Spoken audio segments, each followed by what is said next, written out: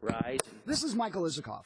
Some of the toughest questions today were about security protections on healthcare.gov. Don't you think you had the obligation to tell the American people that we're going to put you in this system, but you beware, your information is likely to be vulnerable?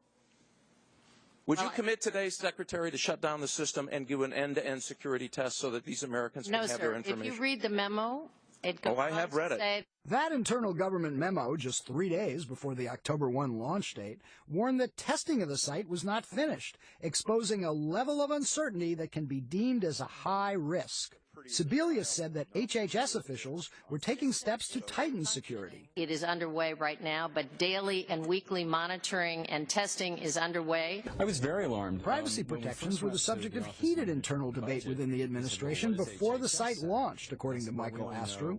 He was chief of the Social Security Administration under both Presidents Bush and Obama until last February, and tells NBC News he protested that officials were carving out exemptions from the Privacy Act, a law that requires that personal information be kept confidential. I was extremely upset. There would be real-world consequences for Americans. I did not discuss this specifically with Secretary Sebelius. Her top aides. Absolutely. And their reaction was? You know, it was a shrug. We're going to hit October 1. I mean, that was the mantra.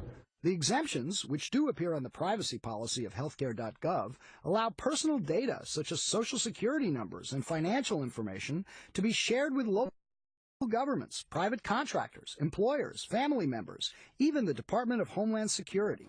Administration officials say sharing data is essential to determine if people qualify for health insurance subsidies. But privacy advocates are concerned that so much personal information is being shared among so many. There's a hidden army of government and industry and corporations that are going to also be accessing and using our data. And that is scary.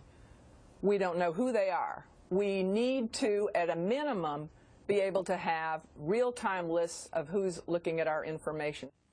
Brian, we asked HHS for comment tonight, and they told us consumers can trust that the information they're providing is protected by stringent security standards. Our national investigative correspondent, Michael Isikoff, Kelly O'Donnell, before that, starting us off tonight. Mike, thanks.